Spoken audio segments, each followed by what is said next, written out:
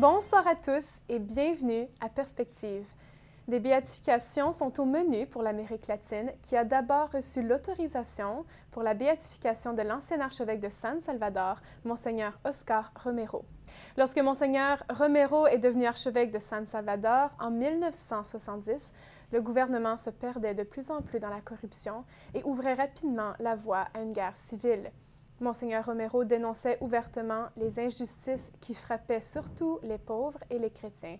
Ces revendications lui a même valu le titre de la voix des sans-voix. Mais le 24 mars 1980, alors qu'il célébrait la messe, on l'a assassiné. À ses funérailles, plus de 350 000 personnes y étaient présentes.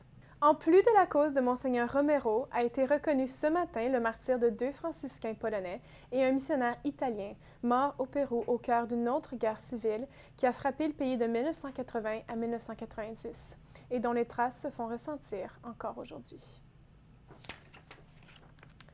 Ce matin, à la chapelle Sainte-Marthe, le pape François est revenu dans son homélie sur la centralité de l'Évangile dans la vie d'un chrétien. Voici un résumé de son homélie. Priez, parlez avec le Seigneur, vivez dans la substance de l'Évangile, car Jésus sent les battements du cœur de chacun de nous. Lors de l'homélie de la messe célébrée à la maison Sainte-Marthe, le pape François s'est arrêté sur l'importance de la prière contemplative, c'est-à-dire la lecture d'un passage des Écritures saintes et l'imagination de ce qu'il se passe, en regardant le Fils de Dieu. Jésus, donc, est l'étoile polaire de notre espoir et il nous aide à nous orienter à travers les difficultés de la vie. Ainsi nous faisons grandir notre espoir, car nous avons le regard fixé en direction de Jésus. Faites cette prière de contemplation. Mais j'ai beaucoup à faire. Mais chez vous, 15 minutes. Prenez l'Évangile, un court passage. Imaginez ce qu'il s'est passé et parlez-en avec Jésus. De cette manière, votre regard sera fixé en direction de Jésus et non sur un feuilleton télévisé, par exemple. Votre écoute sera ainsi fixée sur les paroles de Jésus et non sur les bavardages de votre voisin ou de votre voisine. La première journée internationale de la prière et de réflexion contre la traite des personnes aura lieu dimanche prochain, 8 février.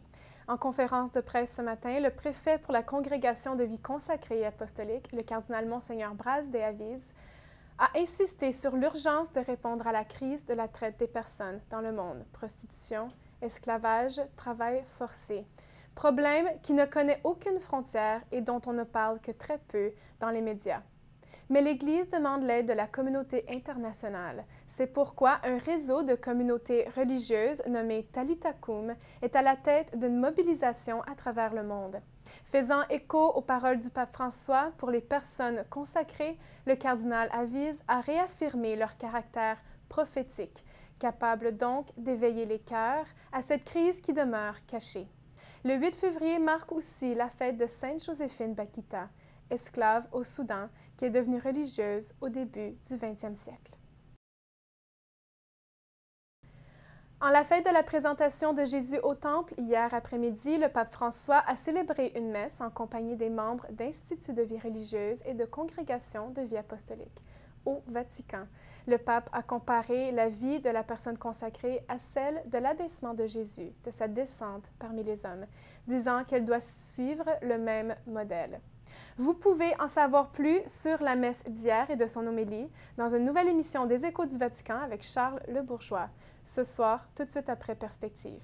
Il reviendra de plus sur le prochain voyage du pape à Sarajevo et la réaction du nonce apostolique en Bosnie-Herzégovine. La démission du commandant de la garde pontificale, suivie d'une entrevue avec l'aumônier de la garde suisse et des dernières allocutions du pape François. Et pour le mois de février, le Saint-Père nous invite à prier avec lui ses intentions particulières. Pour que les détenus, les jeunes en particulier, aient la possibilité de se reconstruire une vie digne. Et pour que les conjoints qui se sont séparés trouvent accueil et soutien au sein de la communauté chrétienne. Merci d'avoir été avec nous. À très bientôt.